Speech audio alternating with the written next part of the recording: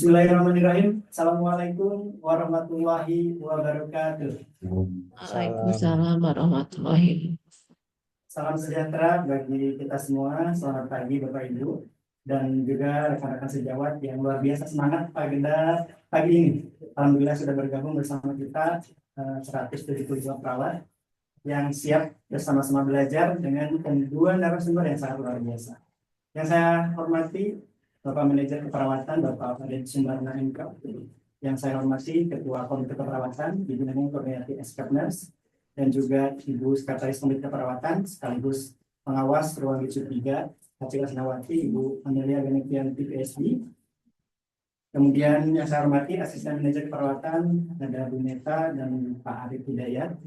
Kemudian manajer dan asisten manajer diklat sudah bergabung bersama kita Ibu Hafsah dan juga para pengawas keperawatan, kepala ruangan, wakil kepala ruangan, dan terima kasih apresiasi yang sangat luar biasa untuk kepala ruangan dan wakil kepala ruangan ICU ICU 3 dan Hacil Asnawati dan juga teman-teman yang sangat luar biasa pada pagi hari ini.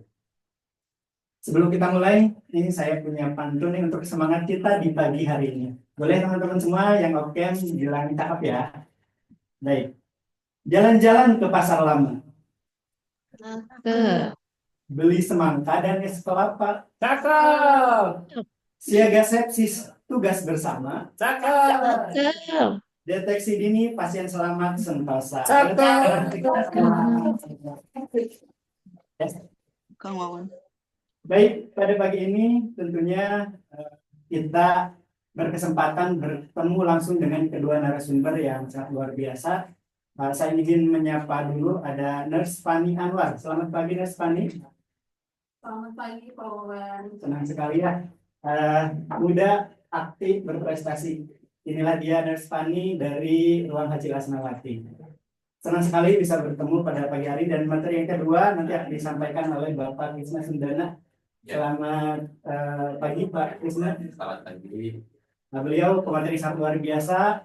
Beliau konsen di bidang ventilator dan juga EKG, dan juga tentunya beliau menjadi pembicara-pembicara di berbagai event seminar, dan hari ini beliau spesial bertemu kita semua untuk membahas bagaimana tata laksana sepsis di ruang ICU dan HCU. Baik, pada hari ini kenapa kita mengambil tema terkait dengan peran perawat dalam tata laksana sepsis?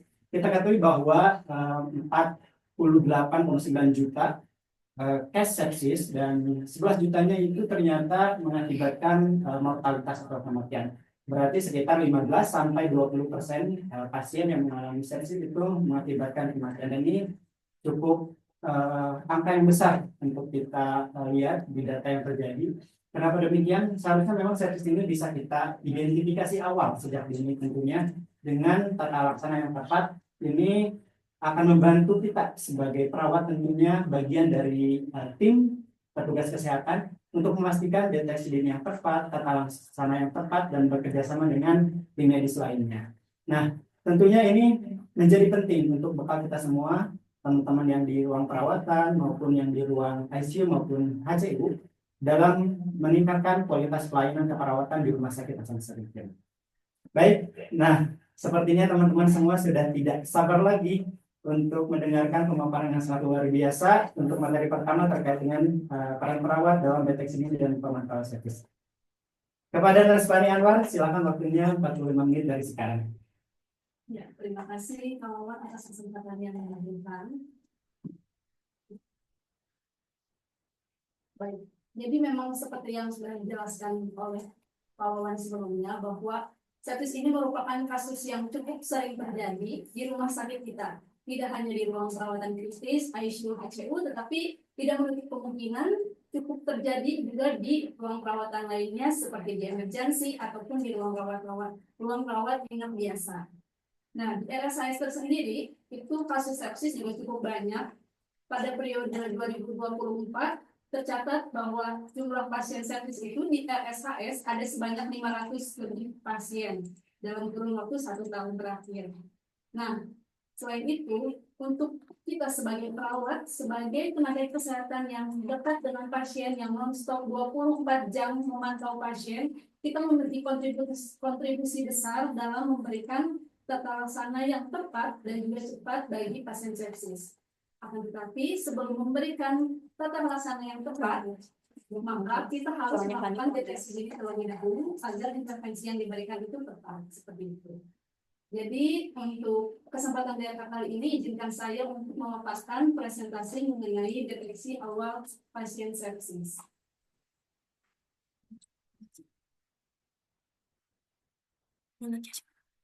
Lanjut ke epidemiologinya ya, tadi sudah dijelaskan juga oleh Kang Wawan, kalau misalnya kasus sepsis ini bukan hanya terjadi di RSAS, bukan masalah kesehatan di RSAS saja, tetapi sudah merupakan masalah kesehatan secara global.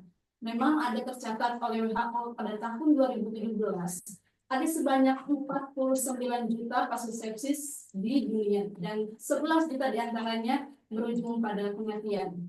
Dan kasus sepsis ini menyumbang sebanyak 20% pada kasus kematian di dunia. Pada pasien sepsis itu membutuhkan perawatan di rumah sakit. Ada sebanyak 1 dari 4 pasien yang membutuhkan perawatan di rumah sakit, dan diantaranya membutuhkan perawatan di ICU sebanyak 20% dari keseluruhan kasus sepsis yang ada di rumah sakit.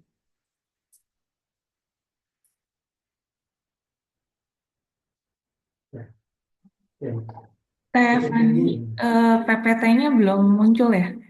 Oh, sebentar. Ya, berarti itu angka yang tinggi ya, Mbak Fani, untuk case sepsis di ICU. Berarti kita menyumbang cukup signifikan ya kematian atau mortalitas pada pasien.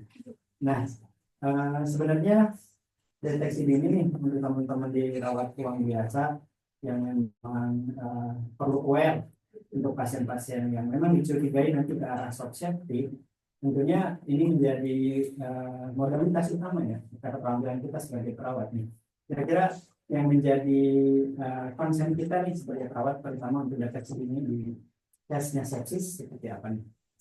Nanti kita bisa melihat dulu dari tanda dan gejala klinis yang bisa kita lihat secara kasat mata kepada pasien. Nanti ada screening tool yang sudah terprediksi menjadi screening tool terbaik dalam memprediksi pasien terjadinya sepsis. Nanti akan saya jelaskan kalau misalnya PPT sudah ada ya. Berarti memang ada screening atau guideline khusus ya untuk case sepsis yang kita temukan di lapangan. Ini sangat menarik nih teman-teman perawat. Memang sepsis ini permasalahan kita semua dalam upaya memberantas terjadinya kematian, baik itu deteksi terkait dengan gejala awal yang dirasakan pasien maupun intervensi yang dilakukan, termasuk salah satunya pemberian cairan maupun antibiotik di jam pertama. Kita lanjut ke definisi ya, karena tadi sudah penjelasan mengenai prevalensinya baik secara global ataupun secara di RSAS. Lanjut ke slide berikutnya terkait definisi dan juga klasifikasi untuk shock sepsis. Jadi kalau misalnya kita dulu seringkali mendengar bahwa sepsis itu ada sepsis, sepsis berat, dan shock sepsis. Namun perlu diketahui untuk klasifikasi yang terbaru pada sepsis 3 atau pada tahun 2016 yang terakhir, bahwa klasifikasi sepsis itu hanya ada 2 saat ini. Hanya ada sepsis dan juga shock sepsis. Untuk definisi sepsis berat saat ini sudah ditiadakan. Sedangkan untuk sepsis itu sendiri bisa didefinisikan sebagai kondisi yang mengancam nyawa yang ditandai dengan adanya disfungsi sistem organ atau organ-organ yang ada di dalam tubuh yang disebabkan karena disregulasi respon imun kita terhadap infeksi. Untuk kriteria klinisnya, mungkin dulu kita seringkali mendengar ada skala SIRS.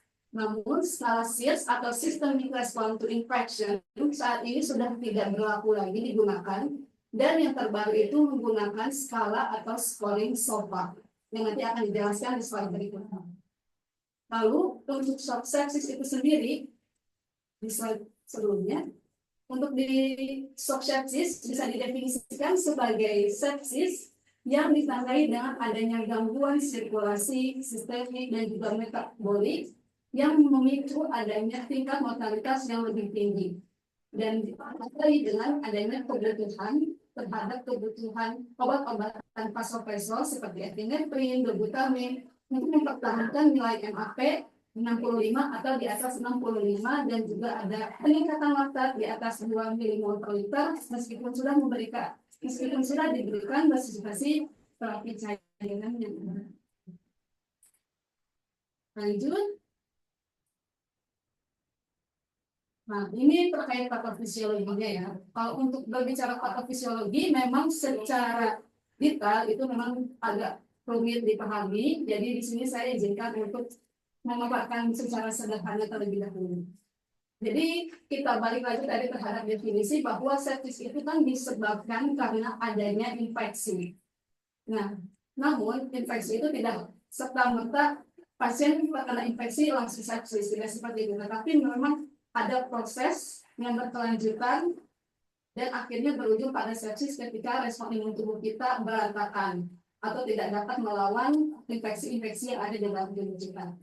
Dan ada beberapa faktor risiko yang berkontribusi dalam perjalanan proses sepsis. Yang pertama adalah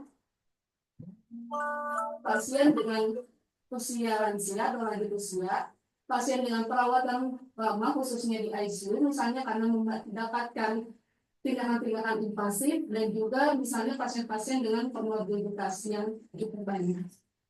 Jika kita melihat di slide ini, ada gambar yang sebelah kanan.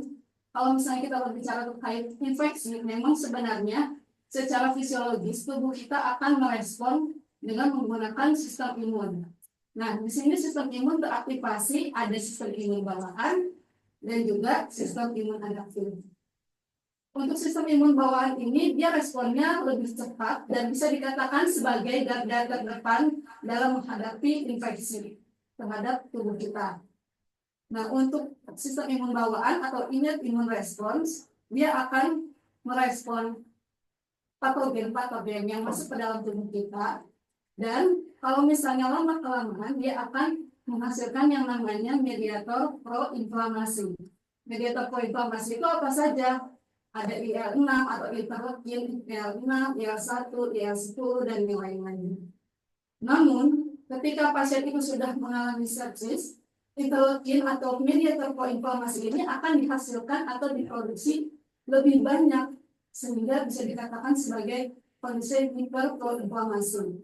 Sedangkan mediator proinflamasi ini akan melepaskan sitokin. Jadi semakin banyak IL-6 atau interleukin yang lainnya, sitokinnya juga akan lebih banyak, sehingga akan mengakibatkan kondisi badai sitokin. Nah, inilah nanti yang akan menimbulkan pasien-pasien menjadi demam atau mungkin bisa berakibat shock dan juga bisa mengakibatkan berujung pada kerusakan organ seperti itu. Kalau misalnya kita beralih ke sistem imun adaptif, dia responnya lebih lambat dibandingkan yang innate atau bawaan. Dia akan melibatkan sel T ataupun sel B, dan mana dia akan memproduksi antibodi yang spesifik terhadap patogen. Namun, lama-kelamaan, kalau misalnya tubuh kita itu tidak mampu melawan patogen yang masuk, maka sistem imun kita akan kelelahan, dan bahkan sel T yang tadi yang harusnya berjuang melawan patogen itu akan rusak atau mengalami apoptosis. Dan proses di dalam tubuh kita, kalau misalnya kita lihat di yang gambar sebelah kiri, prosesnya itu sangat banyak. Yang pertama, dia akan mengaktifkan endotelial, di mana nanti akan merusak pembuluh darah, tentunya di permukaan endotel, nanti akan merusak mekanisme permeabilitas, nanti akan bocor dan segala macamnya, sehingga akan mengalami dysfunction mikrovaskular. Nah, nanti kan aliran darahnya akan bermasalah ke dalam organ-organ yang harusnya darah itu masuk ibaratnya 100% ke dalam organ ini, yang jadi 100% jadi misalnya 50%, sehingga organ yang ditujunya itu akan mengalami kekurangan pasokan darah dan juga oksigen, sehingga lama-kelamaan dia akan mengalami iskemi dan mengalami gagal organ seperti itu. Lanjut ke slide berikutnya. Nah, ini ada tanda dan gejala yang bisa kita lihat pada pasien apabila pasien ini bisa dicurigai sepsis. Dalam World Sepsis Alliance ini ada deklarasi terkait World Sepsis Day, di mana mereka menyatakan ada tanda dan gejala sepsis sesuai dengan namanya. Untuk S, slurred speech or confusion, itu ditandai dengan pasien mengalami penurunan kesadaran atau penurunan BCS. Untuk E, extreme shivering or muscle pain and fever, pasien mengalami nyeri otot dan juga demam. Lalu untuk P, passing no urine all day, pasien mengalami urine output yang menurun atau bahkan anuria. S, severe breathlessness, pasien mengalami kesulitan dalam bernapas atau bahkan mengalami gagal nafas. Untuk I, it feels like you are going to die, pasien merasa bahwa dia merasa ini adalah mereka merasa ingin meninggal pada saat itu juga. Untuk S, feeling of discoloration, pasien mengalami perubahan warna di kulitnya. Namun berdasarkan jurnal yang terbaru, biasanya mayoritas pasien yang mengalami sepsis ini itu kebanyakan nilai S, E, P, dan S. Untuk I dan S yang terakhir itu jarang ditemukan. Nah, sekarang kalau misalnya kita menemukan nih tanda dan gejala tadi yang sudah dibahas sebelumnya, nah jadi kita perlu dicurigai nih, oh apa memang pasien kita mengalami sepsis seperti itu. Nah, kita perlu melakukan screening terlebih dahulu untuk membuktikan apakah tanda dan gejala yang tersebut yang disebutkan tadi, apakah memang berujung pada sepsis. Nah, caranya seperti apa? Nah, ini ada skemanya. Yang pertama kita bisa lihat, yang pertama pasien terindikasi adanya infeksi. Kita lihat bagian yang paling dari atas dulu, itu ada apakah nilai Q-SOFA-nya lebih dari 2 atau nilainya 2.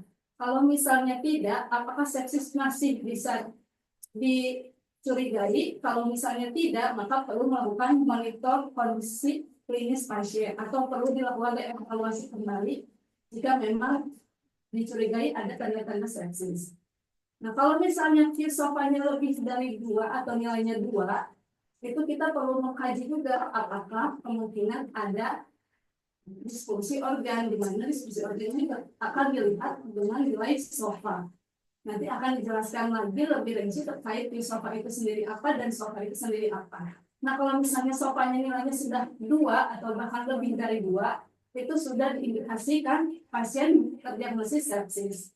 Lalu untuk pasien sudah terindikasi sepsis, kita kaji kembali apakah pasien ini membutuhkan resusitasi cairan dan juga membutuhkan obat-obatan penopang untuk mempertahankan nilai NAP 65 atau di atas 65, dan apakah pasien memiliki tanda peningkatan serum melalui pemeriksaan laboratorium di atas 2 milimol per liter. Kalau misalnya iya, berarti pasien sudah terdeteksi mengalami shock sepsis. Sekarang setelah kita melihat screeningnya di sini ada istilah Q-SOFA dan juga SOFA score, di mana dua screening ini merupakan salah satu screening tool terbaik yang dapat kita gunakan di rumah sakit kita untuk mendeteksi pasien yang mengalami sepsis. Lalu kita akan jelaskan secara merinci di slide berikutnya. Lanjut. Nah, untuk Q-SOFA ini merupakan screening tool yang mudah digunakan, tidak membutuhkan pemeriksaan laboratorium, dan ini bisa digunakan bagi perawat-perawat yang di ruangan rawat inap, bagi pasien-pasien yang misalnya belum dilakukan pemeriksaan. Nah, ada apa saja? Ada 3 indikator. Yang pertama itu adalah penurunan kesadaran, lalu adanya laju pernapasan yang tinggi, dan juga turunnya tekanan darah. Kalau untuk yang penurunan kesadaran, jika dia GCS-nya kurang dari 15, berarti poinnya 1. Untuk laju pernapasan, jika nilainya lebih dari 22 kali per menit, itu nilainya 1. Dan untuk tekanan darah sistolik, kalau kurang dari 100 ml per Kg, itu poinnya juga 1. Nah, kalau misalnya di pasien kita, setelah kita nilai Q-SOFA-nya dan ada poinnya 2 atau lebih, berarti itu bisa dicurigai atau pasien bisa dilakukan penilaian kembali nanti di SOFA, berarti nilai Q-SOFA-nya positif seperti itu. Dan menurut SSC atau Surviving Sepsis Campaign yang terakhir pada tahun 2021, pemeriksaan Q-SOFA dan SOFA ini menjadikan best recommendation dibandingkan screening yang ada seperti SIS, EWS, dan yang lain-lainnya untuk mendeteksi adanya sepsis ataupun shock sepsis.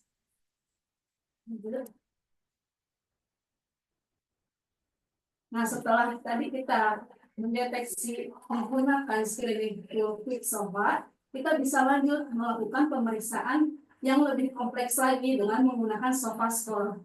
Kalau misalnya quick SOFA tadi, kita hanya cukup melihat 3 indikator dan tidak membutuhkan pemeriksaan laboratorium.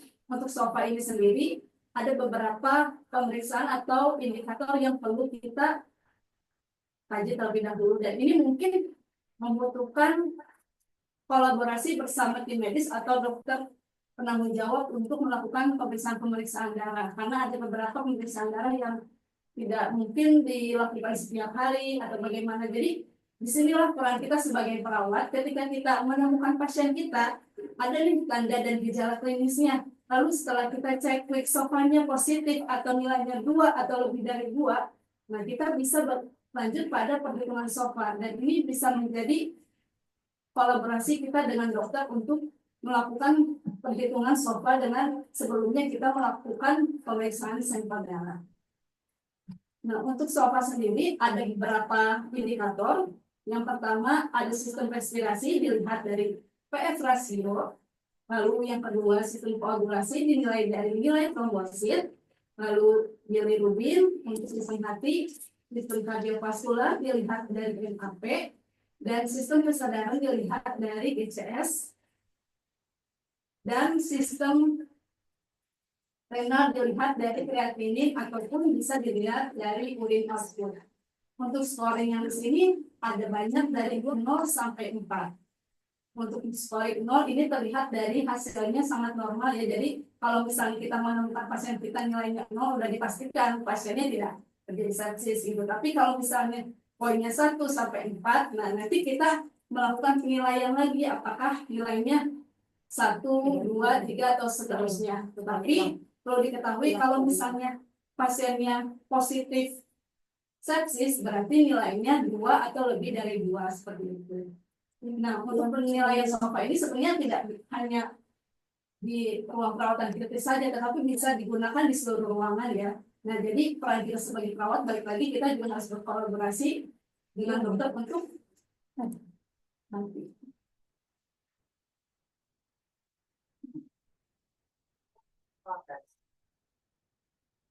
Baik, kembali lagi. Jadi kita perlu berkolaborasi juga bersama dokternya untuk mendapatkan nilai-nilai untuk melakukan perhitungan SOFA. Nah, tapi kalau misalnya kita lihat di sini ya cukup banyak gitu poin-poinnya, kita nggak hafal, nggak usah khawatir karena ada website yang bisa memudahkan kita untuk melakukan perhitungan SOFA.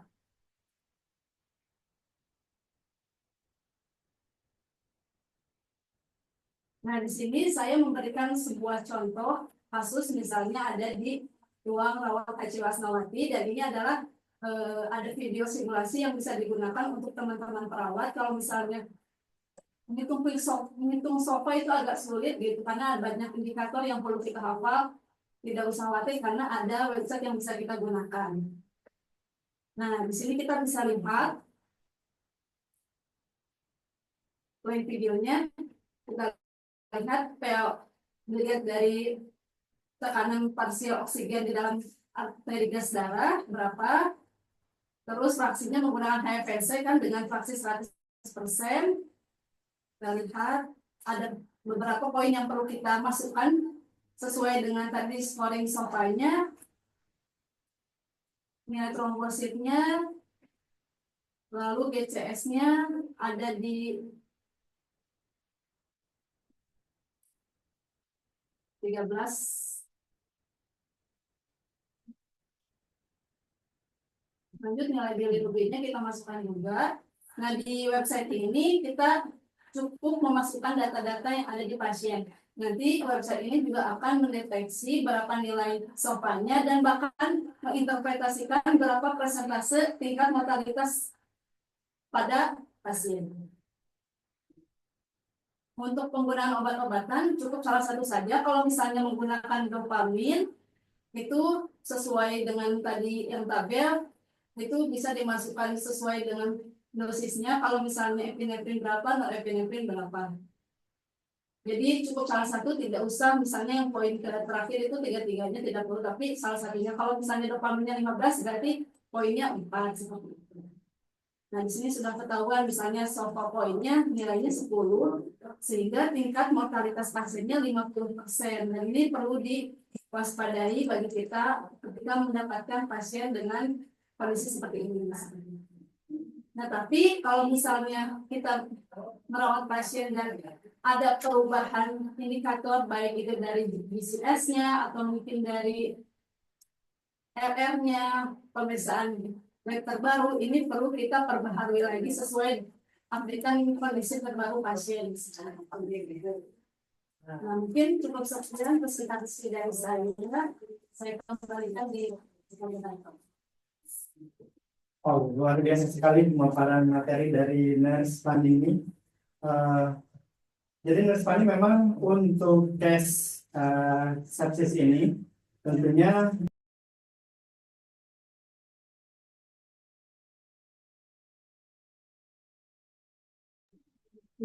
Wawan, suaranya hilang ke mute ya.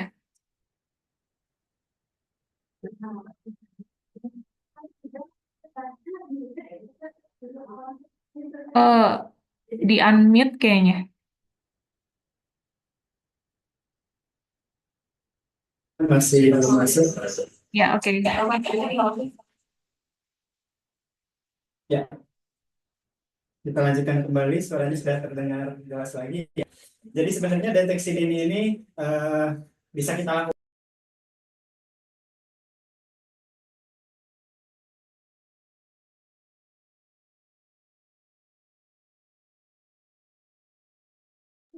Termasuk nyeri otot, demam, dan juga kesulitan untuk bernapas atau sesak pasiennya. Ini menjadi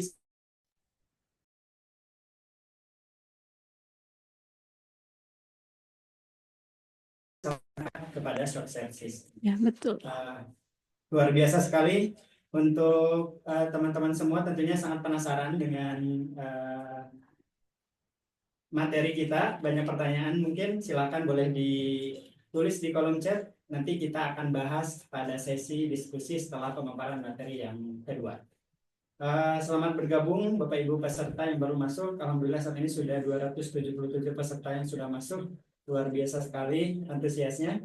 Dan untuk Nurse Fandi, terima kasih. Nanti kita bertemu lagi di Iya. sesi selanjutnya ya Nurse. Oke, sesi kedua ini kita akan berbicara terkait dengan tata laksana sepsis di ICU maupun HCU. Nah, pada kesempatan ini kita bersama Pak Krisna Sundana. Selamat bergabung kembali, Pak. Selamat bergabung, selamat siang ya, dan selamat menjalankan puasa. Terdengar suaranya? Terdengar, Pak. Terdengar ya? Oke. Itu Pak Krisna, memang di hari Jelas. yang ke-6 ini di bulan puasa tentunya menjadi motivasi tersendiri ya Pak ya, bagi kita semua untuk terus belajar, terus berinovasi untuk pelayanan kita di rumah sakit. Dan mudah-mudahan untuk kegiatan kali ini di sela-sela puasanya kita mendapat ilmu yang bermanfaat untuk kita semua. Amin. Baik, sudah tak sabar lagi untuk kita mendengar pemaparan yang sangat luar biasa dari Pak Krisna. Kepada Pak Krisna Sundana untuk waktunya disilakan 45 menit. Baik, terima kasih untuk Pak Wawan dan sejawat sekalian yang saat ini ikut menyimak ya. Suaranya saya terdengar keras sekali ya.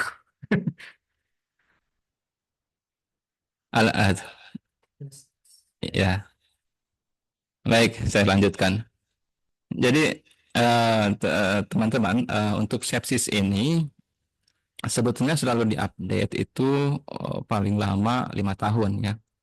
Jadi tahun 2016 lalu, kemudian dan terbaru lagi 2021. Jadi untuk panduan sepsis ini sebetulnya sudah ada panduan secara mendunia ya. Jadi menjadi guideline untuk seluruh rumah sakit di dunia. Nah, nanti hanya untuk aplikasinya nanti akan disesuaikan dengan negara-negara masing-masing karena ada negara yang sudah maju, ada juga negara yang masih tahap berkembang ya. Baik, jadi saya akan sampaikan materi ini berkaitan dengan guideline dari Surviving Sepsis Campaign ya yang terbaru 2021 terkait dengan bagaimana tata laksana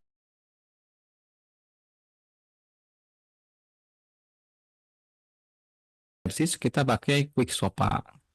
Kalau misalkan nilainya lebih dari 2 ya dari Quick SOPA itu maka dikembangkan ke SOPA ya ke SOPA score. Nanti dilihat skor SOPA-nya. Apakah ini ke arah sepsis atau shock sepsis nantinya ya. Nah, jadi dari Surviving Sepsis Campaign ini yang tahun 2021 ini dia mengeluarkan sebanyak 93 rekomendasi. Ada yang rekomendasinya kuat, ada yang lemah ya di antaranya. Nah, kita lanjut lagi slide berikutnya. Nah, jadi di sini ada perbedaan antara Surviving Sepsis yang tahun 2005, 2013, dan terakhir 2016. Dari tahun 2005 ini sangat banyak sekali parameternya ya untuk tata laksana sepsis. Kalau 2025 itu masih memakai 6 sampai 24 jam bandelnya. Kemudian 2013 diperkecil lagi menjadi sama juga ya 36 dan 24 jam itu. Tapi yang terbaru itu 2016 itu bahwa kita dalam 1 jam itu harus sudah bisa gitu ya menentukan intervensi. Begitu kita screening ternyata pasien tersebut sepsis, maka kita punya waktu dalam 1 jam itu harus segera diintervensi. Kenapa? Karena jika pasien sudah lanjut, sudah lewat ke fase septic shock, itu angka mortalitasnya lebih tinggi. Ya. Jadi di tahun 2016 ini dan masih dipakai untuk 2021 ya. Kita pakai yang bandel 1 hour. Untuk bandel 1 hour ini diantaranya adalah berkaitan dengan pengukuran atau pemeriksaan laktat, kemudian pengambilan sampel kultur darah, kemudian pemberian antibiotik, kemudian pemberian cairan atau resusitasi cairan, dan yang kelima adalah manajemen vasopresor ya.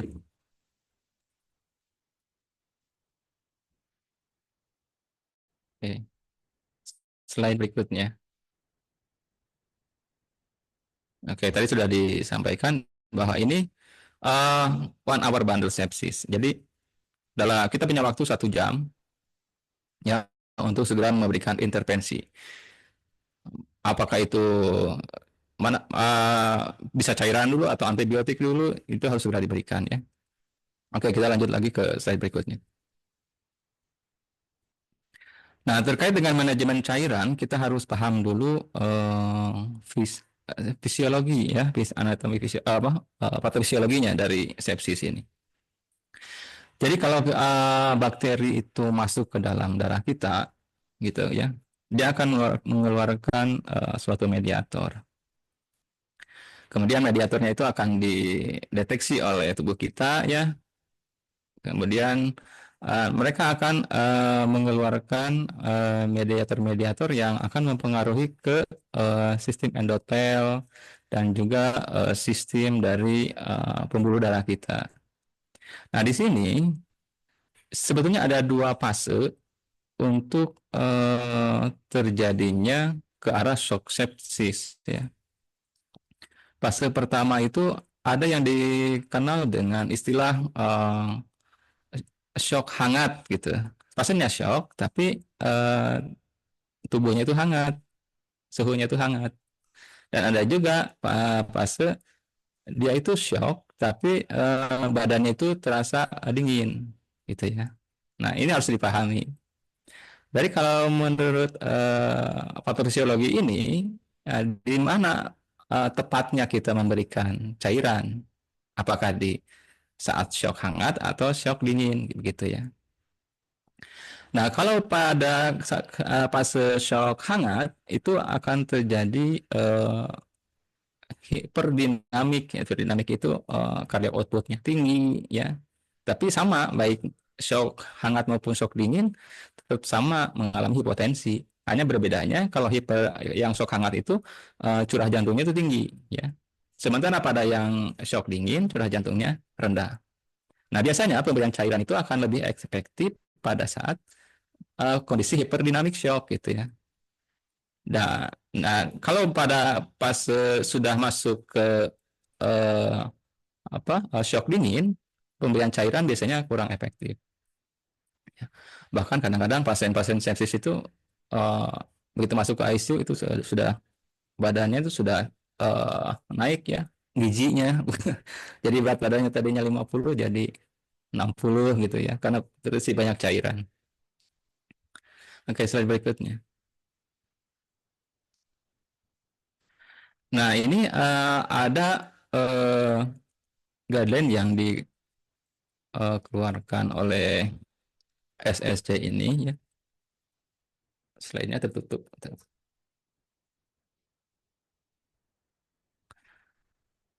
Nah, jadi baik sepsis maupun sepsis shock ini merupakan keadaan emergensi, ya, dan itu harus segera ditindaklanjuti dan diberikan resusitasi segera mungkin. Nah, pertanyaannya, berapa cairan yang harus diberikan? Nah, dari SSC ini dia memberikan suatu panduan. Cairan yang harus diberikan adalah paling tidak at least itu 30 mili per kilogram berat badan.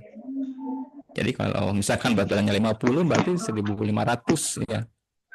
1.500 mili, 1,5 liter, gitu. Yang itu harus tercapai dalam waktu 3 jam. Ya. Nah, ini intervensi ini begitu kita menemukan mengidentifikasi bahwa sepsis itu sudah teridentifikasi dengan scoring tadi, ya, maka berikan langsung segera pemberian cairan.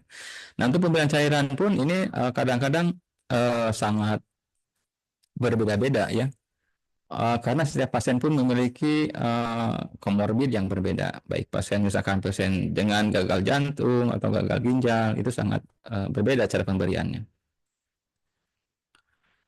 Nah, kemudian untuk menilai apakah pasien tersebut responsif dengan pemberian cairan ini atau tidak, nah, kita bisa menggunakan parameter dinamis, ya.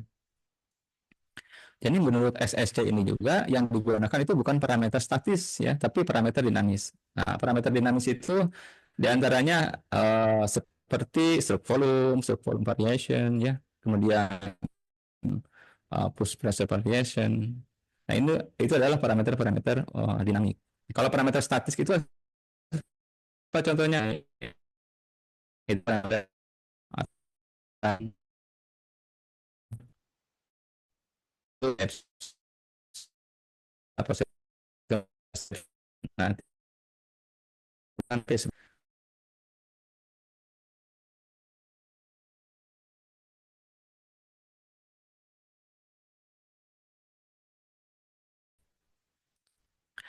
Nah, ini ada suatu teknik yang sangat mudah, tidak perlu biaya mahal, yaitu dengan teknik passive leg raise atau PLR, ya.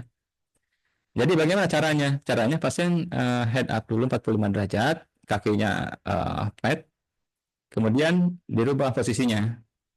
Jadi kakinya yang di atas menjadi 45 derajat, ya. Sementara dari kepala sampai ke perut itu flat. Nah, ini selama 60 sampai 90 detik, kemudian diukur apakah ada kenaikan dari pulse pressure-nya atau tekanan darah sistoliknya. Kalau misalkan ada kenaikan tekanan darah sistolik sebanyak 70, lebih dari 17%, itu berarti menandakan pasien tersebut responsif dengan pemberian cairan. Jadi bisa kita berikan cairan berikutnya ya dengan target tadi 30 ml per kilogram berat badan. Tetapi kalau dengan parameter dinamis ini tidak menunjukkan responsif terhadap cairan, ya sangat berbahaya juga jika terus memberikan cairan. Ya. Oke, slide berikutnya. Jadi ini ada tadi yang saya sampaikan, ada parameter statis dan parameter dinamis. Nah, parameter dinamis ini efektif juga ya digunakan untuk pasien-pasien yang menggunakan ventilator. Berbeda dengan statis. Kalau statis kan CPP dipengaruhi juga kadang-kadang dengan PIP ya. Jadi sangat kurang akurat untuk menilai responsiveness terhadap cairan. Slide berikutnya.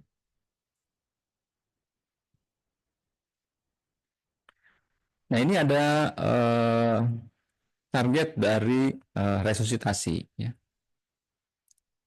Nah, kadang-kadang kita memberikan terapi memberikan bolus cairan sebanyak 30 ml per kilo. Apakah ini target resusitasi yang tercapai atau tidak? Nah, ya, kan sulit juga untuk menilai ya. Nah, di sini ada panduan dari SSC juga. Jadi dia menyarankan panduan untuk responsif untuk keberhasilan resusitasi ya itu bisa dilihat dengan kadar laktat. Tetapi masalahnya kenapa ini rekomendasinya hanya menyarankan saja atau SAGE saja, tidak berekomendasi kuat ya. Karena pengukuran laktat ini tidak semua rumah sakit memiliki fasilitas gitu. Jadi maka di SSC ini hanya menyarankan untuk pemeriksaan laktat sebagai guiding dari keberhasilan resusitasi. Apakah ada penurunan atau tidak gitu ya dari laktatnya. Kalau misalkan resusitasinya bagus, berarti kadar laktatnya akan mengalami penurunan ya. Nah, bagaimana kalau misalkan tidak punya pemeriksaan laktat di rumah sakit? Ya, kita bisa menggunakan ini. Ada lagi, jadi dengan modeling score ya. Modeling score itu seperti apa? Jadi kalau pasien-pasien sepsis itu akan terlihat di bagian lututnya itu ada seperti bintik-bintik yang hipoperfusi. Nah, itu kita lihat di situ. Semakin lebar, maka scoringnya semakin tinggi dan angka mortalitasnya semakin tinggi pula gitu ya. Contoh ini untuk yang scoring 1, berarti ini hanya di sekitar tempurung lututnya itu ya. Kalau misalkan scoring sudah 5, itu sudah mendekati ke pangkal paha. Itu tanda perfusi yang buruk. Selain dengan modeling score, bisa juga menggunakan gradien suhu kulit. Gradien suhu kulit itu diukur misalkan lengan atas dengan jari tangan ya, bukan jari sepeda. Jadi lengan atas dibandingkan dengan jari tangan. Itu berapa selisih gradien suhunya? Kalau misalkan lebih dari 4, itu bagusnya kurang dari 4 bagusnya ya. Berarti mengadakan perfusinya bagus. Kemudian apalagi yang mudah ini CRT, capillary refill time ya. Jadi dengan CRT ini lebih mudah sekali. Jadi kita pijit bagian kukunya, kemudian sekitar 5 detik katanya kita pencet dulu bagian kukunya, kemudian kita lepas dan kita hitung apakah kurang dari 3 detik atau tidak. Nah, itu sangat hal-hal yang mudah tanpa biaya yang cukup besar ya untuk menilai keberhasilan resusitasi cairan pada pasien-pasien dengan shock sepsis. Tapi kadang-kadang untuk ini bagusnya sih untuk CRT itu bagian kukunya itu ditekan dengan suatu benda yang rata, misalkan kaca seperti itu, kaca atau dengan yang datar lah ya, itu ya bagusnya. Nah kemudian eh, untuk target MAP, nah di sini SSC tidak menyebutkan apa tekanan sistoliknya atau diastoliknya tidak, tapi MAP-nya ya. Jadi MAP yang diharapkan itu adalah dipertahankan di 65 mm Hg. Nah, bagaimana kalau misalkan MAP-nya dinaikkan aja lah 70 misalkan ya. Dari penelitian menunjukkan bahwa MAP di atas 65 dengan MAP 65 itu justru itu tidak memiliki manfaat lebih baik gitu. Bahkan dengan MAP yang lebih tinggi itu angka mortalitasnya lebih tinggi gitu. Jadi dari SSC ini menyarankan tetap panduan target MAP-nya adalah 65 mm Hg. Oke. Slide berikutnya.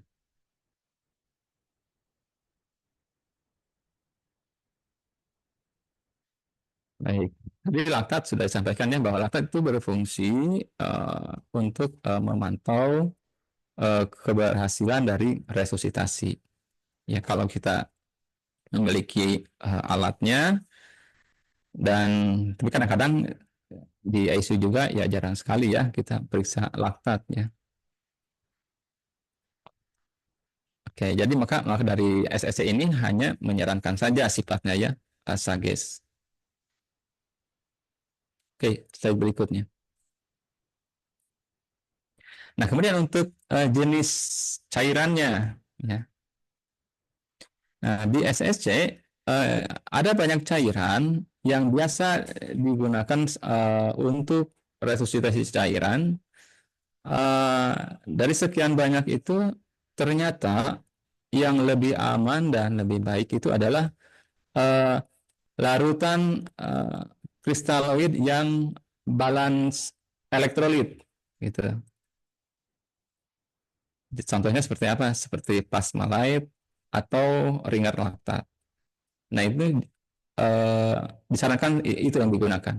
Kenapa? Karena dari penelitian beberapa penelitian menunjukkan bahwa penggunaan natrium klorida 0,99% ya itu ternyata dapat menyebabkan asidosis metabolik hiperkloremik, kemudian bisa mengakibatkan konstruksi ginjal, peningkatan sekresi sitokain, jadi nanti makin memperberat ini ya inflamasinya dan resiko AKI.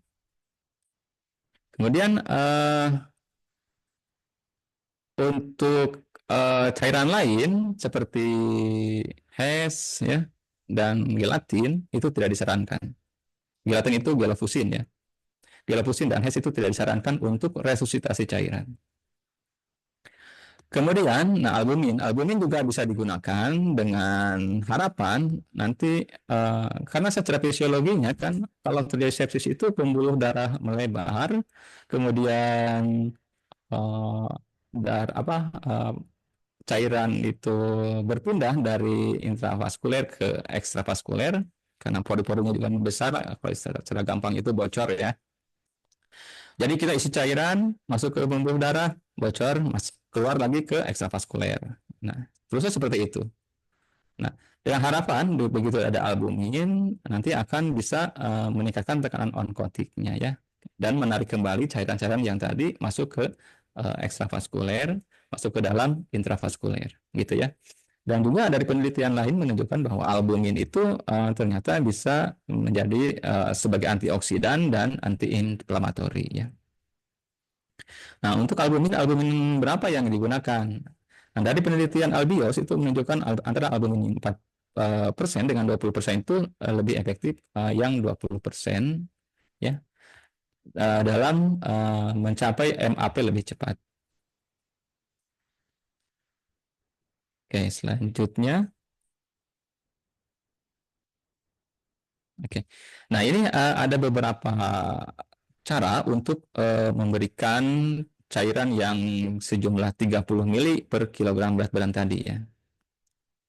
Tekniknya sangat variatif sekali. Kadang-kadang setiap pasien memiliki keunikan dan responsifnya yang berbeda-beda. Ada yang menggunakan dengan weight challenge dulu ya, sebanyak 250 mili ya selama 10 menit, kemudian dinilai lagi. Nah, kalau misalkan ada respon terhadap cairan weight challenge ini responsif, ya bisa ditambahkan lagi sampai nanti 30 mili per kilogram berat badan. Oke, slide berikutnya. Nah, kemudian untuk vasopresor. Nah, kadang-kadang pemberian cairan yang tadi sebanyak 30 mili ini untuk pasien shock sepsis ini sering-seringnya jarang berhasil ya, jarang berhasil membuat MAP di atas 65. Kadang-kadang kita harus support juga combine dengan vasopresor ya. Untuk vasopresor yang digunakan plus lainnya itu adalah norepinephrine atau Paskon ya. Kemudian pesan keduanya adalah vasopressin. Dan yang ketiga, kalau misalkan belum berhasil juga, kita combine lagi menjadi 3 vasopresor. Kadang kita tambahin epinefrin ya, atau adrenalin. Tetapi pada kasus-kasus tertentu,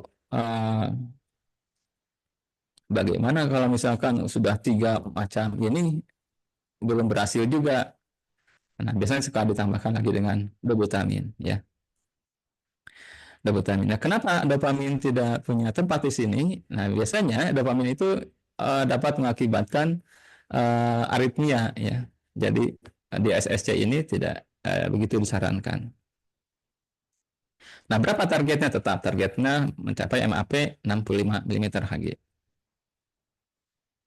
Oke. Slide berikutnya. Tadi manajemen cairan, sekarang antibiotik ya.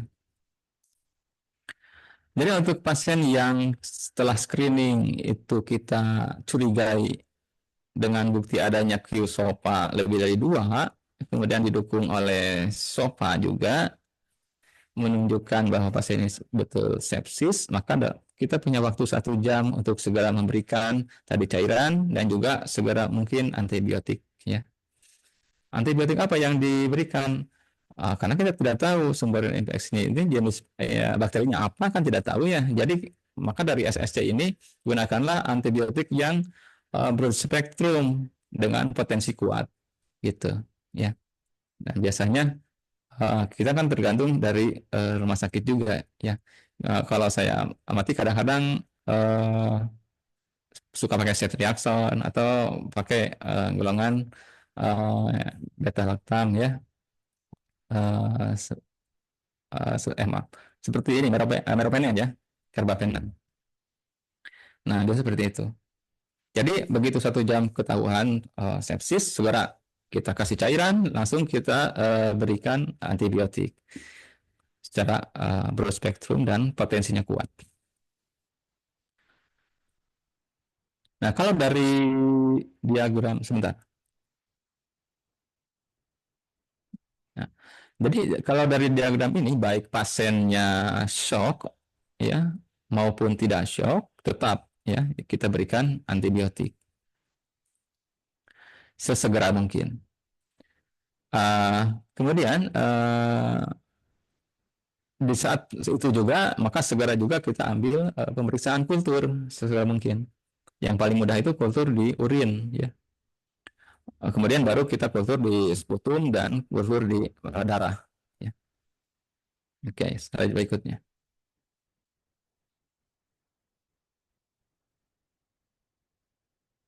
Nah, kemudian ada juga ini biomarker ya untuk memulai antibiotik. Jadi sebetulnya ada biomarker yaitu prokalsitonin ya. Prokalsitonin ini digunakan untuk mengevaluasi ya, mengevaluasi pemberian antibiotik. Tapi dari SSC ini tidak menyarankan untuk diperiksa secara kuat ya, jadi masih sages saja. Kemudian antimikroba. Antimikroba tadi sudah sampaikan. Nah, di guideline ini juga disampaikan bagaimana kalau misalkan pasiennya ini memiliki MRSA ya gitu. Maka dari SSC ini menyarankan gunakan antimikroba yang bisa mendekati ke kuman tersebut gitu ya. Oke. Kemudian anti jamur. Kalau untuk anti jamur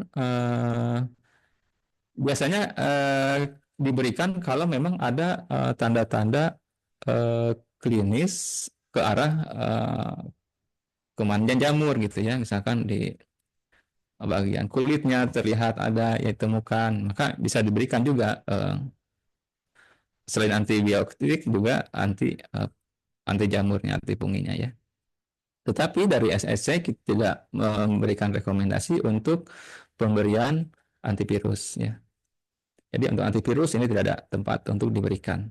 Jadi seperti gini, kan kita itu ketemu pasien sepsis, kita masih bingung nih, ini pasien ini infeksinya apa nih, bakteri, apakah jamur, kan seperti itu bingung. Jadi lebih efektifnya, kalau kita curiga ada infeksinya seperti ada pneumonia, berarti itu kan bakteri ya, maka dibom aja dengan antibiotik spektrum luas ya, poten. Tapi kalau misalkan dari pengamatan klinis misalkan kelihatan, oh ini kayaknya kok ada jamurnya gitu ya, di mulutnya ada jamur, misalkan, oh pasti ditambah juga dengan anti fungi ya. Oke. Slide berikutnya. Nah, ini yang penting sekali saya sampaikan di sini adalah ini pemberian antibiotik.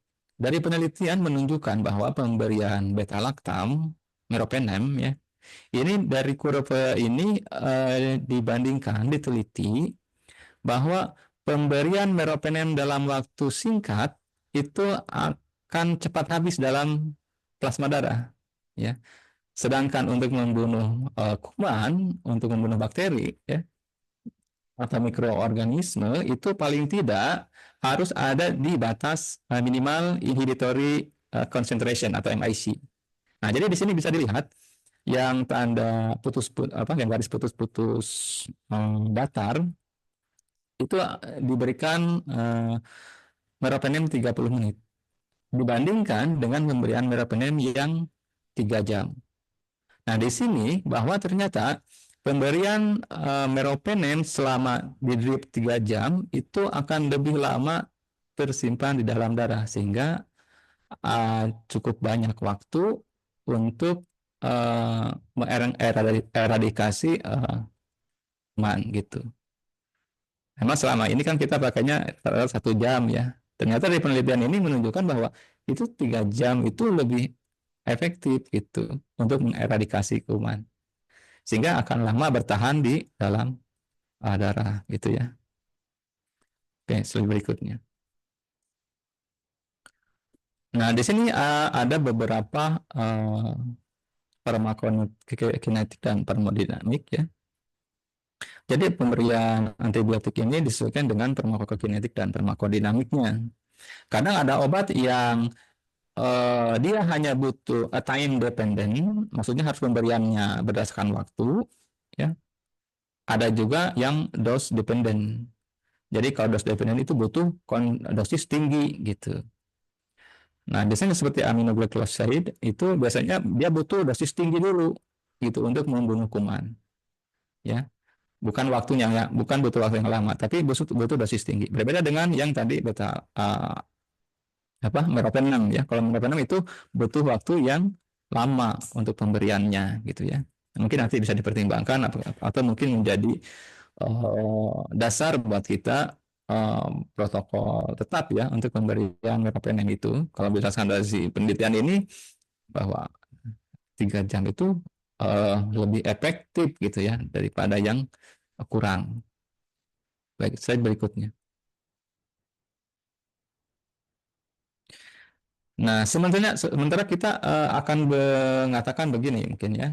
Kita sia-sia saja kalau misalkan kita bolus cairan sebanyak 30 ml per kilo sampai berat badan pasien jadi gemuk ya.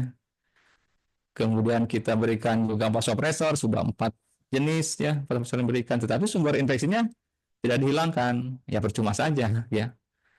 Tetap aja pasti service berjalan gitu. Di kita dia Wujud 3 ini ya sering sih menjumpai kasus-kasus seperti ini. Kemarin itu ada pasien tetanus yang kita susah bingung juga mencari sumber infeksinya di mana. Sampai pasiennya cukup lama dirawat. Dan begitu kita eradikasi sumber infeksinya baru mulai terlihat ya perbaikan-perbaikannya. Nah, ini yang harus kita amati. Jadi begitu ada sepsis, nah kita harus segera konsentrasi ke sumber infeksinya, di mana sumber infeksinya dan harus segera dihilangkan ya. Semakin cepat, maka mortalitas semakin menurun gitu ya. Nah, lebih banyak misalkan gini seperti pemasangan CPC ini sering-sering ya terjadi sepsis seperti ini. Jadi sumber-sumber infeksi atau pemasangan infus ya. Oke, slide berikutnya. Oke, nah ini pemberian antibiotik. Nah, di sini diteliti bahwa pemberian antibiotik yang singkat dan yang lama itu hasilnya tidak ada perbedaan gitu. Jadi kalau misalkan pemberian antibiotik itu secara empiris ya, paling di kita 3 hari sudah di PPRA lagi kan. Dan itu membuktikan bahwa baik singkat maupun lama itu tidak ada manfaat ya. Semakin lama pun artinya tidak akan semakin baik gitu. Jadi yang singkat itu lebih bagus. Slide berikutnya. Kalsiltonin ini sudah ya tadi ya.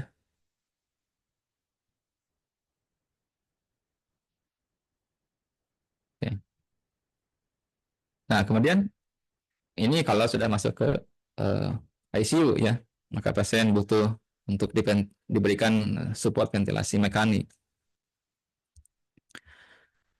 Oke, bisa pakai ventilator, bisa juga pakai HFNC atau tapi kalau NIV ini rekomendasinya lemah ya. Kalau HFNC disarankan, kenapa disarankan? Karena tidak semua rumah sakit memiliki HFNC gitu, maka tidak berani SSC ini mengatakan recommended ya, tapi hanya SAGES. Oke, slide berikutnya.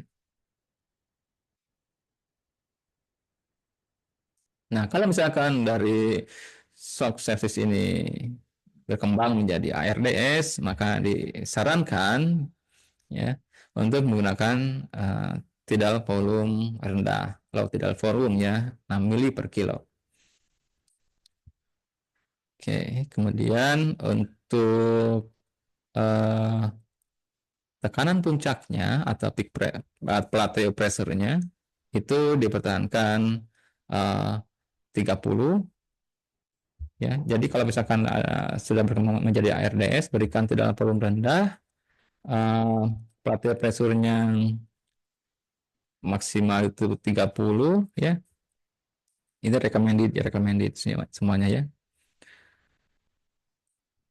Tapi untuk pemberian PIP tinggi ini dari SSC ini hanya menyarankan ya, tidak merekomendasikan.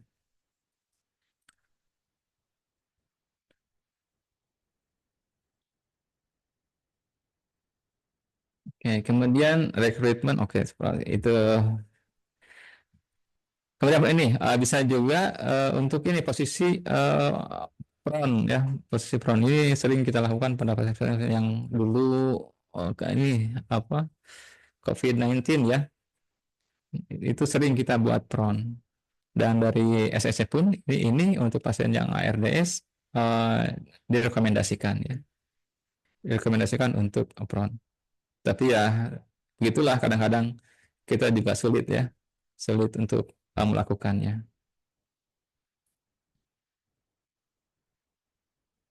Oke, slide berikutnya.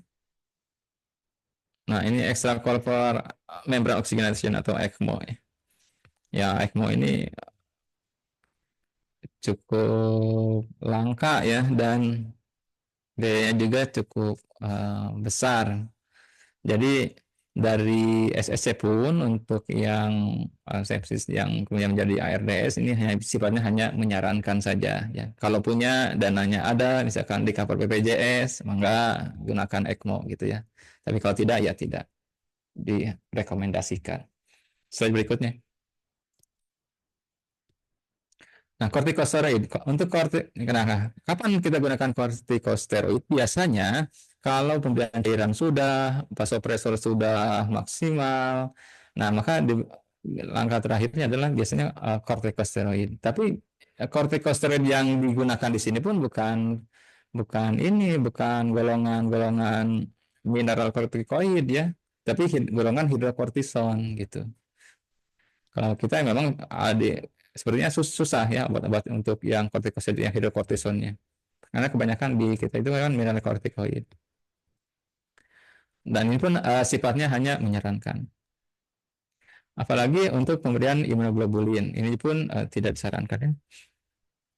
Nah, kalau misalkan untuk stress ulcer, profilaksi stress ulcer, karena kan pasien-pasien sepsis itu yang sepsis itu biasanya organ yang pertama dia korbankan adalah bagian GI tract ya. Kemudian baru ke ginjal. Urinnya sedikit. Kalau ke GI tract biasanya retensi, gaster ya. Itu yang dikorbankan pada terjadi saat-saat shock gitu. Nah, dari SSI ini menyarankan pemberian stress ulcer prophylaxis ya. Slide berikutnya. Nah, untuk pemberian venous thromboemboli prophylaxis, biasanya kan tidak baring lama gitu ya. Maka di sini direkomendasikan untuk pemberian heparin yang low molecular weight heparin ya dari SSC. Kemudian untuk renal replacement therapy RRT ini juga sifatnya menyarankan ya karena tidak semua memiliki. Jadi biasanya gini, pasien banyak yang habis diresusitasi cairan itu akan banyak cairan yang tertahan di dalam tubuh ya, sehingga untuk mengeluarkannya maka digunakanlah ini renal replacement therapy. Untuk nutrisi disarankan kalau misalkan GI tract-nya bagus, disarankan pemberian nutrisi secara enteral, ya, tidak secara parenteral. Kemudian untuk glukos kontrol biasanya pasien sepsis pastilah gulanya tinggi ya, karena ada pemecahan. Sehingga disarankan gula darahnya itu tidak lebih dari 180 ya. Gunakan insulin. Vitamin C tidak disarankan. Kemudian saya kira sudah saya berikutnya. Nah, ini nursing management. Nursing manajemennya yang kita angkat adalah resiko shock, DD-nya kekurangan volume cairan intravaskuler, bisa juga pertusi perifer tidak efektif. Ini kalau sudah terjadi shock ya, berhubungan dengan penurunan aliran darah. Jadi targetnya dalam 1 jam sesuai dengan One-Hour Bundle tadi. Dalam 1 jam itu shock menurun ya, dengan kriteria kekuatan nadinya meningkat, ada urin output, tapi ini jarang sekali. Ini dalam 1 jam bisa ada urin pasien shock sepsis. Kemudian CRT-nya kurang dari 3 detik, kemudian MAP-nya lebih dari 65, ya. Kayak bisa dibaca sendiri ya, ini kriteria hasilnya. Dan ini untuk observasinya, yang harus observasi adalah tentunya adalah ini, adalah vital monitoringnya. Oksigenisasi, kita pertahankan saturasinya di atas 95. Kemudian status cairannya kita periksa jangan sampai overhidrasi ya. Kemudian tingkat kesadarannya kita periksa juga dan juga mungkin riwayat alergi harus kita tanya ya kepada keluarganya.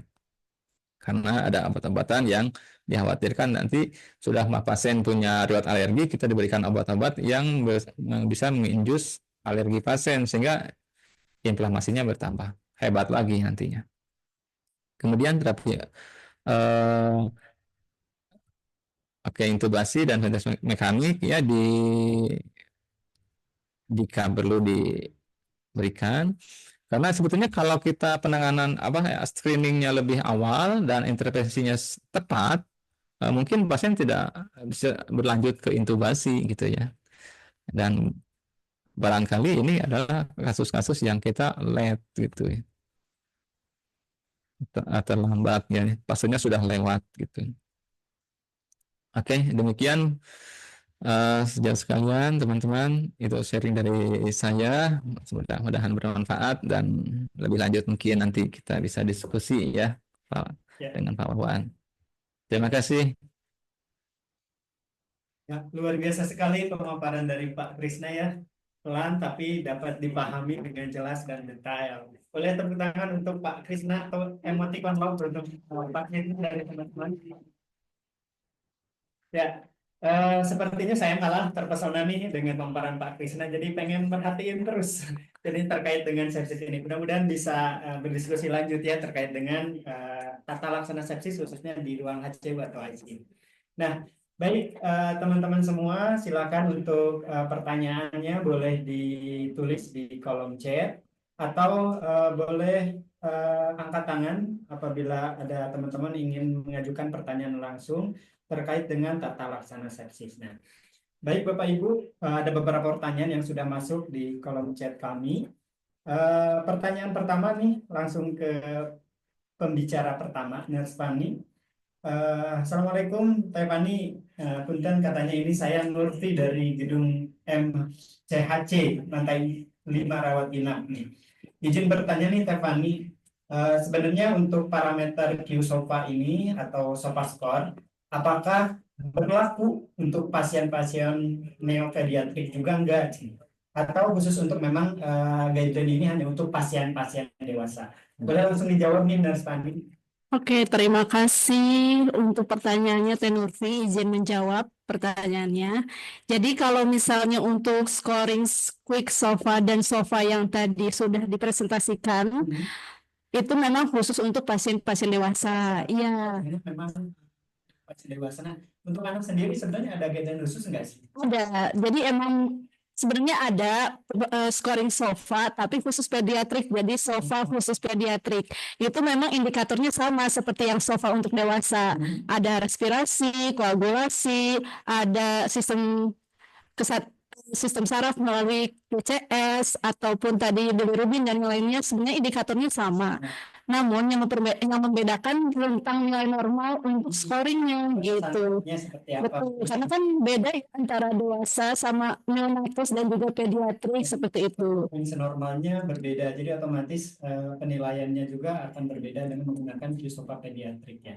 Betul, untuk SOFA pediatrik nanti scoringnya parameter rentang lainnya berbeda gitu. Karena kan emang berbeda antara dewasa dan juga pediatrik ataupun neonatus gitu. Tapi untuk indikatornya tetap sama. Jadi perlu diperhatikan indikatornya tadi ada apa saja, terus nanti dilihat nilai-nilainya. Kalau untuk pediatrik dan neonatus berbeda dengan yang di tabel yang tadi sudah dijelaskan di presentasi gitu. Mantap sekali ya.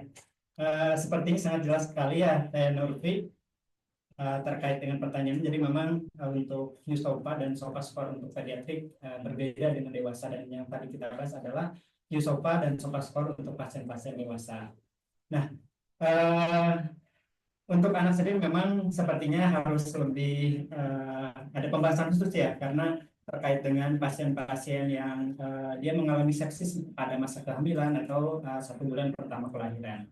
Nah, untuk selanjutnya pertanyaan dari Nurse Indar Wulan dari IGD nih.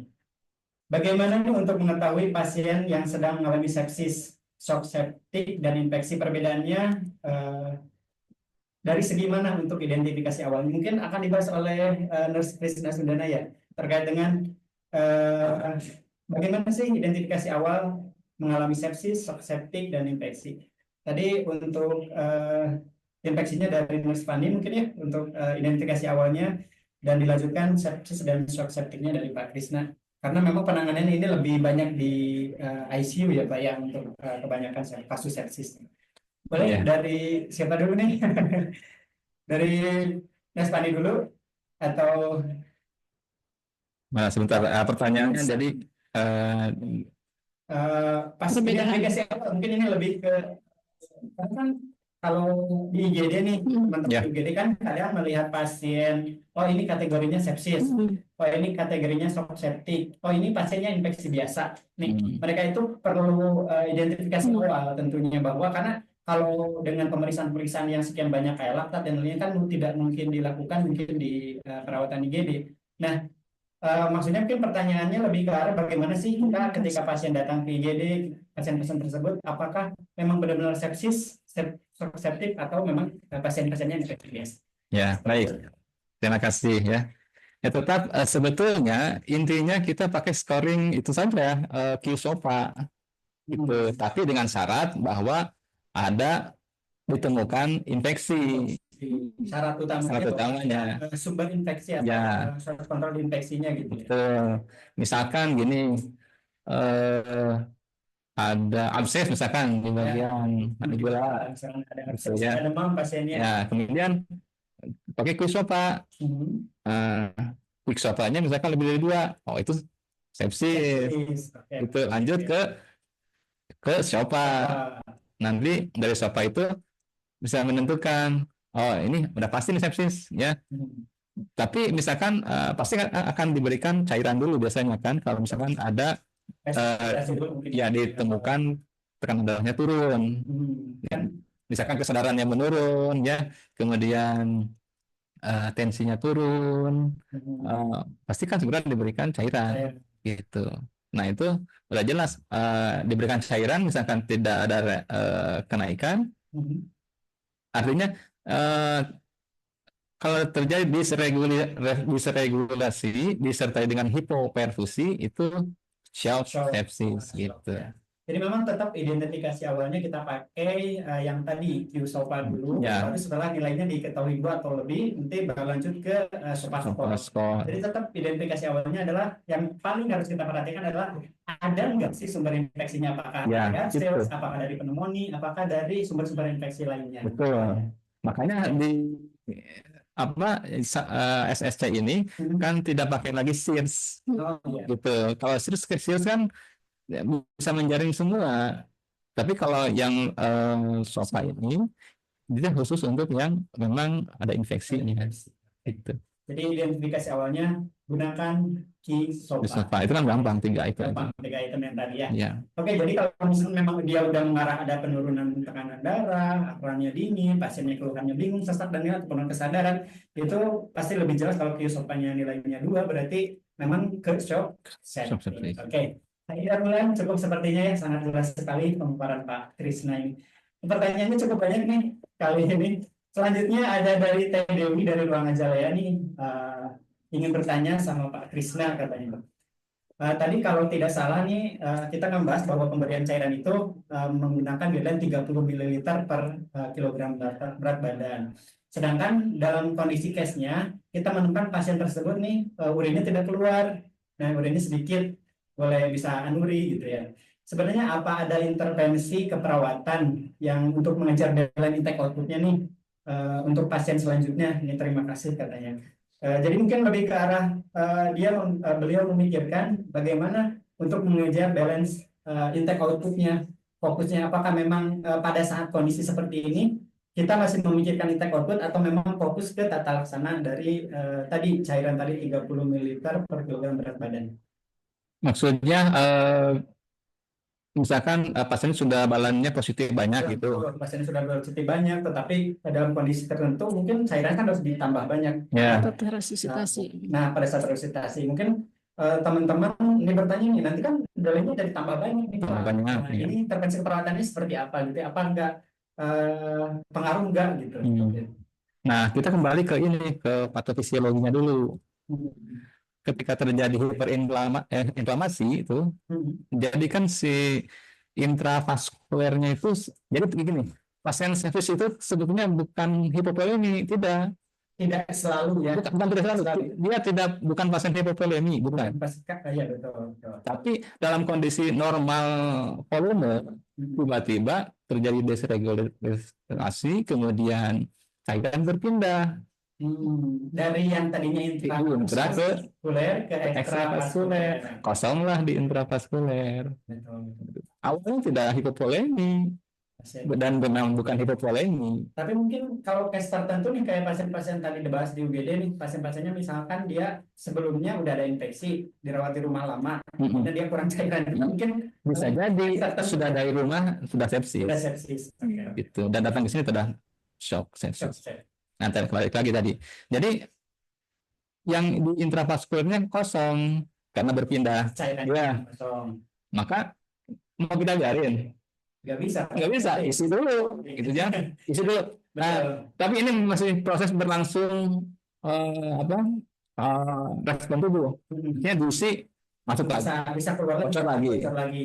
isi bocor lagi, isi bocor lagi. Nah, maka guideline ini diharapkan ya dengan pemberian 30 mili itu nanti akan mengisi intravaskuler sehingga perfusinya bagus ya. Kalau perfusinya bagus, nanti harapannya bisa ketarik lagi yang di ekstranya Masukkan balik ya. ke intravaskuler. Ya, kalau ke perfusi ke ginjalnya bagus kan nanti bisa urun, bisa keluar juga. Ya. Ya, Yang tapi selama perfusi ke ginjalnya belum Bagus.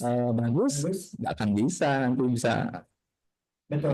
dikeluarkan lagi. Tapi mungkin kalau lebih detail dari pertanyaannya lebih ke urinnya nggak keluar karena sirkulasi ke ginjalnya juga tidak Bagus, belum terisi cairan intravaskuler. intravaskulernya kosong. Betul. Gitu. Mantap sekali pertanyaan luar biasa dari Teh Dewi ya. Jadi semakin memperjelas wawasan kita tentang sepsis. Jadi sebetulnya gini lah kalau saya ini 50-50 pasien sepsis itu Jadi mau Pak, kita isi meninggal, nggak isi meninggal juga. Gitu. Jadi lebih baik ngisi apa enggak, Pak? Kalau saya lebih isi, lebih baik diisi daripada nggak diisi. Pasti ya jelas kalau nggak ada diisi pasti jelas lebih meninggal. cepat, lebih cepat die ya dibandingin dengan ada upaya pengisian Betul. intravaskuler tersebut. Mantap sekali Pak, luar biasa. Boleh tepuk tangan untuk semua dong untuk Pak Krisna. Sangat besar dan juga memang ini yang saya suka dari Pak Krisna ini pemaparannya memang sedikit tapi bisa dipahami oleh semua orang. Baik, dari ruang Zoom apakah ada yang sudah hand raise? Belum. Oke. Waktunya masih ada, Bapak Ibu. Ada kayaknya ada di setting ini. Boleh ya teman-teman, ini langsung aja. Oke, jangan malu-malu ya. Mau diskusi namanya juga. Mudah-mudahan RSHS ini menjadi penanganan sepsis terbaik ya. Jangan pasien meninggal karena sepsis. Sangat cukup tinggi. Iya, banyak tinggi sekali. Ya, harapannya memang seperti itu. Wow, 302 peserta luar biasa. Tapi mungkin Pak, dengan adanya diskusi Zoom kali ini mungkin bisa menjadi pertimbangan buat RSIS juga untuk membentuk guideline untuk pasien-pasien sepsis karena pada sampai saat ini belum ada guideline terkait sepsis ya di rumah sakit kita. Jadi ada panduan gitu ya, ada panduan.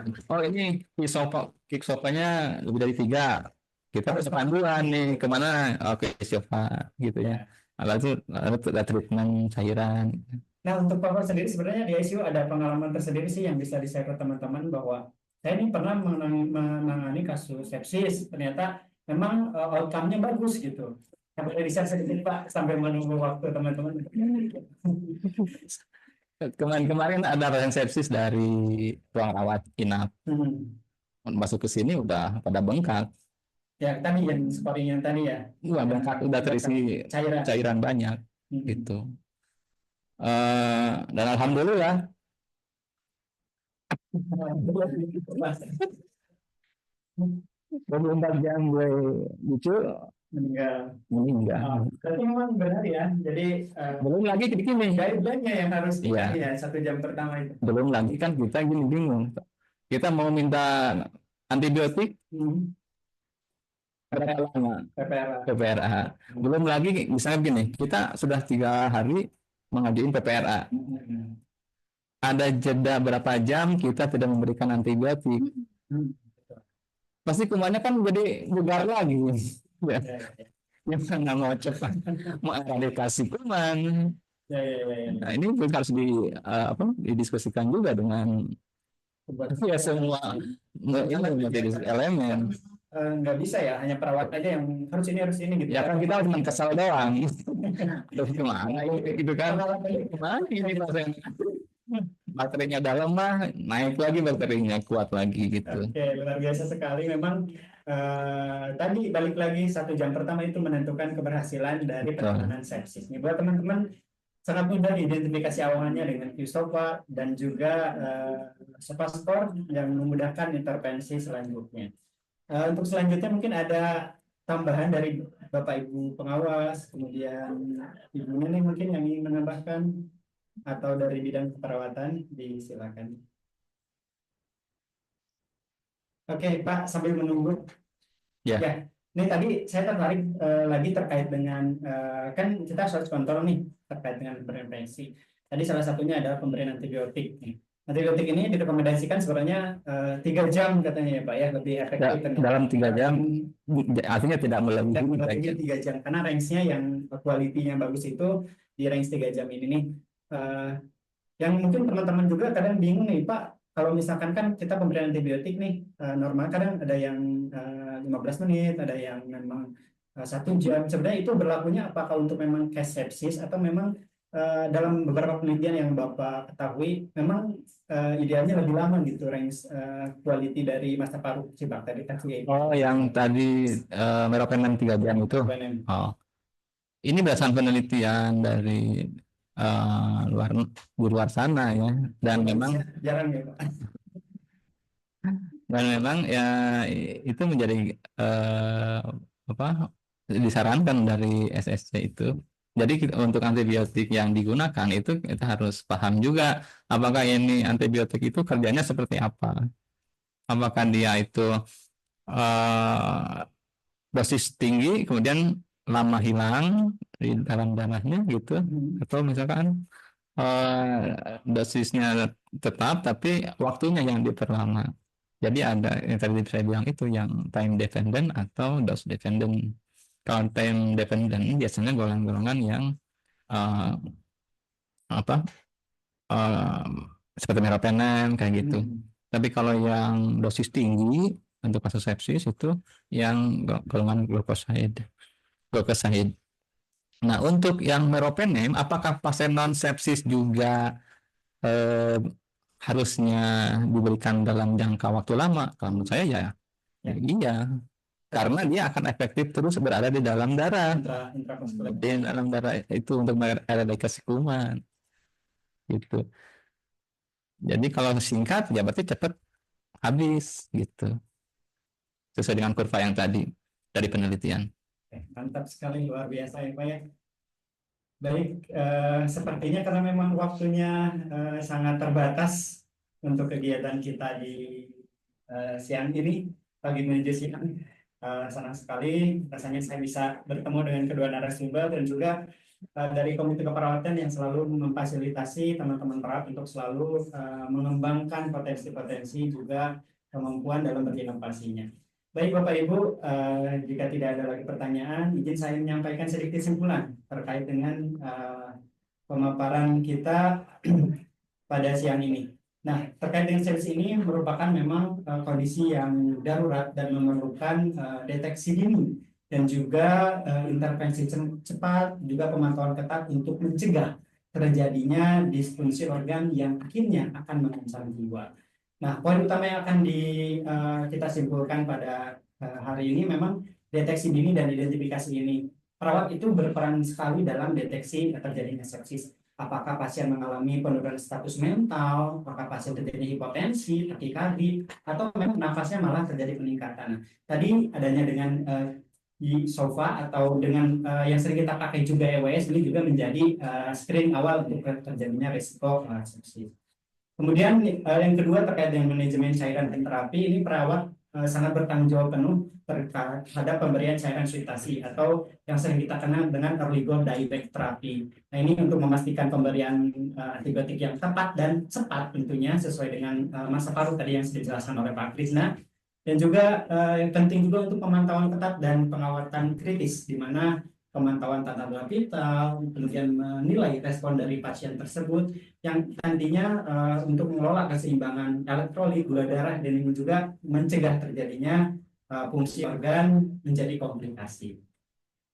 Dan yang penting pasti edukasi keluarga, bagaimana kita memberikan edukasi keluarga tentang kondisi-kondisi pasien yang mengalami masa kritis. Nah, ini meningkatkan kesadaran keluarga bahwa mengenal adanya tanda-tanda bahaya dari sepsis dan untuk menentukan perawatan lanjut di ICU. Dan yang paling penting tadi kita bahas adalah kolaborasi multidisiplin, baik itu dengan dokter, perawat, apoteker, dan yang lainnya.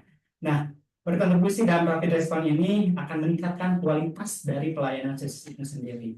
Dan tentunya perawat memiliki peran sentral dalam istilahnya deteksi, kemudian intervensi, pemantauan yang ketat, dan juga kompetensi klinis maupun keterampilan komunikasi dalam upaya untuk meningkatkan kerjasama tim untuk kita menjadi faktor utama dalam meningkatkan luaran pasien yang lebih efektif. Dalam artian pasiennya ketika terjadi shock sepsis bisa ditangani sehingga pasiennya mengurangi angka mortalitas, morbilitas, dan efektivitas dari perawatan, dan akhirnya upaya pasien untuk menjadi lebih sehat menjadi lebih bermanfaat.